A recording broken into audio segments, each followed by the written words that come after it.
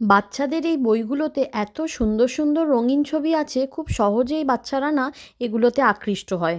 পেখমের যেখানে খেলনার ঝুড়িগুলো থাকে তার পাশেই আমি বইগুলোকে সুন্দর করে সাজিয়ে রেখে দিই।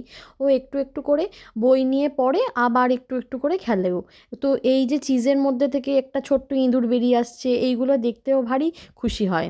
ভেবেছিলাম মেয়েকে বসিয়ে রেখে আমি একটু আসবো কফি বানাতে, ওই যে পেছনে বসে আছেন উনি। আমি যতক্ষণ ওর সঙ্গে থাকবো ততক্ষণ ও বই বা খেলনা নিয়ে খেলবে। আমি উঠে এলেই ও আমার পেছন পেছন চলে আসে।